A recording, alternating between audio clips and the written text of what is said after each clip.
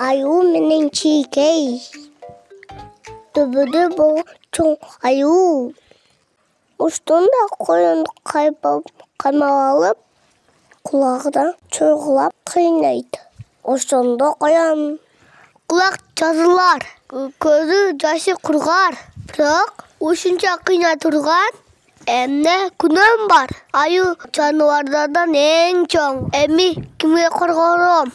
Мага корголо. Сен мени койгола аласыңбы? Аю тоодо сен кичинекейсиң. Сен колуңан эмне келет? Мен ошол күчтүү аюну күнү-түнү уктатпай, тынчыны алууга жараймын. Ошону билбейсиңби? Жайда ыс күнүдө аю аябай ысыйт.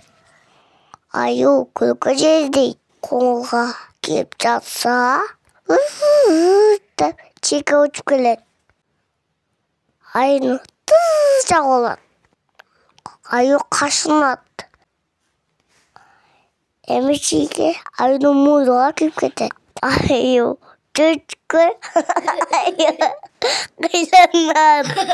Аю чөптүн чийке жашынат. Чийке аюнун кулагына кирип кетет. Аю аябай кыйланат. Соосуна жашынат. Чийке ал жерде да тынч койбойт. Эй, чиркей, деги эмне кылайын? Мени качан тынч коесуң? Дейт аю. Коёнго тийбе. Коёндон кечирип сура. Коён, кечирчи мени. Сага эч качан кол тийгизбейм мындан ары. Бул токойдон кетип эле калайынчы.